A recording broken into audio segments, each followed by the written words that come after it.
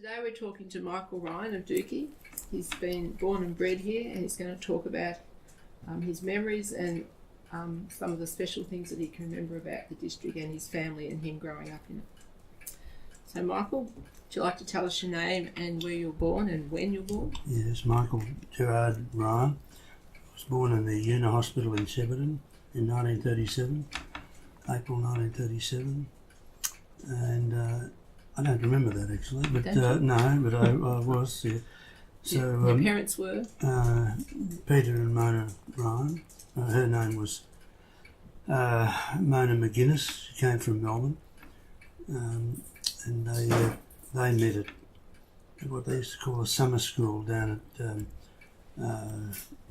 on the coast. Where was it? Queenscliff, yeah, down in the peninsula there. And they came up here, and she came up here in 1923 after they were married. And my father had bought the house where Joanne lives now. He bought it off Moylan's, who had been here for a long time, and he completely restored the whole place. And we've got photos of it before and after, and it was amazing, the transformation. So he did that, and so she came to a nice, pretty look new, although this house was 1870s, but it looked really good. So that would be one of the oldest standing houses in the district? Yeah, well, the oldest one was the one up on the corner of our place at Knox's, which Stonelands, which is gone now. But that was an old slab dwelling. That was who would have told me? Ian Shields? No, guy. What was his son? What was his name? Neil. Neil, who died. Yeah. He told me that it was built in 1868, and he said it was the first house in the district. Well, I can't verify that. But yours is still standing. Yes, so it would be probably one of the oldest still standing. Yeah. Oh, maybe the Shields. Stone. That was built by McGuinness, Judge McGuinness. All right. It was probably about the same time. Mm-hmm. And Fairview down there was built at the same time. Oh, okay. Most of those. I don't know how many old places were built. There was a builder called Torgrimson, used to live in Dookie. Yes. And he Do you know where he lived exactly? Yes, I think so. Was his older Beard's grandfather? Yeah, well, that's where he lived. Oh, there, in Queen Street? Where Olga lived. Oh, okay. Because he teamed up with Alexander, the builder. So it was Torgrimson and Alexander, and Alexander's, I believe, was Kelly's house. Oh, okay, yeah. So you mentioned your dad came from Melbourne, but before that the family... No, my mother came from Melbourne. Oh, your mother came from Melbourne, sorry. He was born and grew up here in Dookie. But his dad came from? He came from Tipperary in Ireland. Mm-hmm. Should I talk a little bit about him coming out? He came... they didn't ever write anything down. That all the years that they were here from 1854 until he died in 1909, and there was nothing written anywhere. When we were renovating the old house, we thought we'd find things, like I did up at Knox's. When it was falling down, I pulled up lino and stuff and found newspapers going back to 1904, and I've still got them. Yeah. And but no family Bibles or anything? No, they didn't write anything down. We've got a book that the school called Victoria. No, not Victoria. What is it? The Universal Self-Instructor.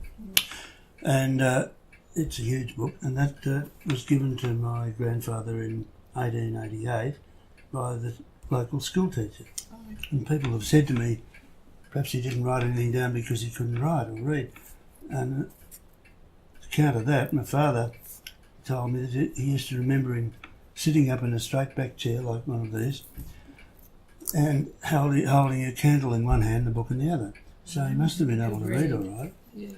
And but there was nothing until my father started writing a diary in 1923, which we've still got diaries, but he was a football fanatic, and most of the diary was the football scores on Saturday and what he did on the paddocks during the week.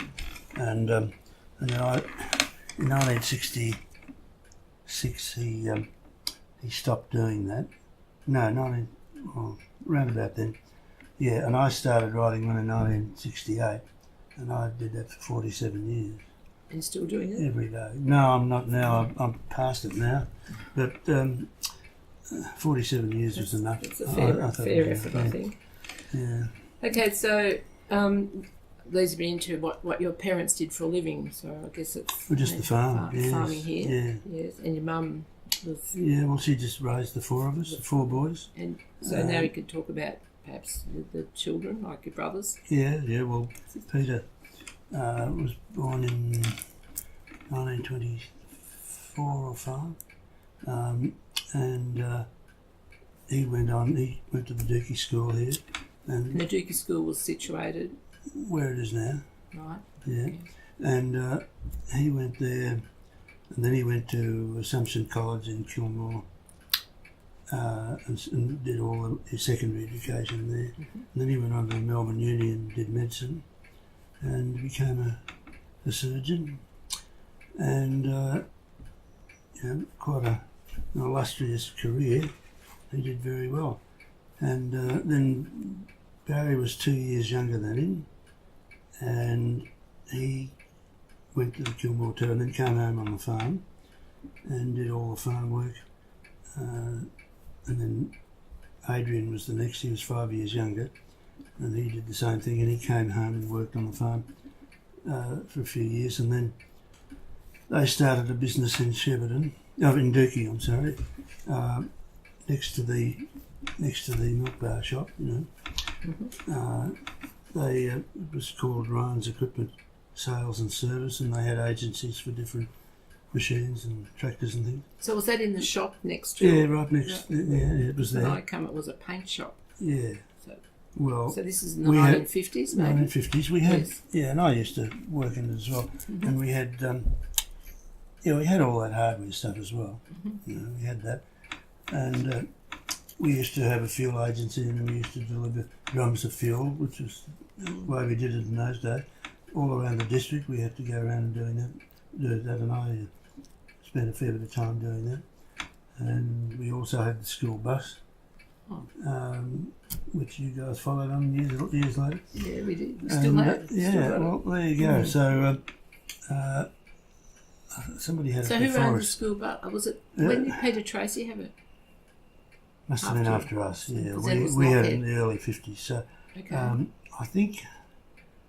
I'm trying to think who had it. If somebody did have it before Might have us. been really, that would be about as early as it was, Yeah. perhaps. Just about.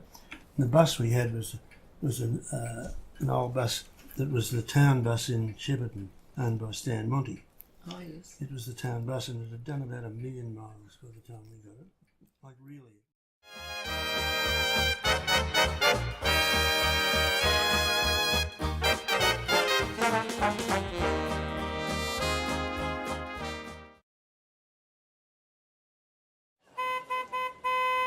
Arrête de klaxonner à chaque fois, papa, on dirait un Mongolien.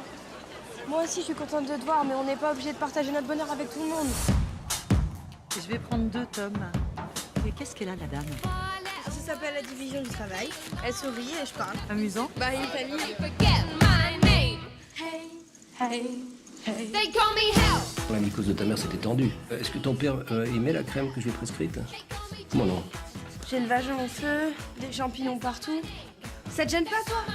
Je vais t'en faire une bonne poêlée, moi, de champignons, tu vas voir. Oh! Allez, fais un effort. Bah, viens, on échange de famille. Oh, arrête, maman, j'ai plus 4 ans. Je viens d'apprendre que j'en reprends pour 2 ans faire chanter une chorale d'escalopes panées. On va s'attaquer au monument. Parce que quand tout va mal, il n'y a plus aucun espoir. Il reste Michel Sardou. On peut peut-être essayer un truc plus moderne. Michel Sardou est à la variété française ce que Mozart est à la musique classique. Intemporel. Je veux sentir la luxure, le stupre. Ça vous est jamais arrivé, les boutonneux? T'arrêtes un peu avec ton parigot. Regarde-toi, on dirait Bella dans Twilight. Oh, ça va.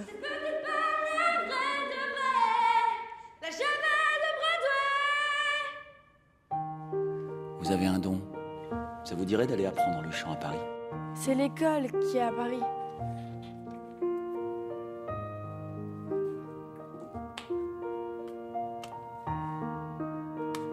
comment s'organiser. La ferme, le marché. Faut réfléchir à une autre solution. Tu sais ce que ça représente? Putain, t'es ma meilleure amie et t'as un don. J'arrête. Pourquoi ça? Je fais ce que je veux, non, c'est ma vie. Vous êtes sûr que c'est votre vie? Maintenant, là, tout de suite. Mes chers parents, je pars. Ça n'excuse pas tout d'être sourd. Je vous déteste. Mais je pars. Vous n'aurez plus d'enfants. T'es pas une mauvaise mère, au contraire. T'es la mère dont tout le monde rêve. Je ne m'enfuis pas, je vole. Comprenez bien, je vole. Sans fumée, sans alcool. Je vole. Je vole.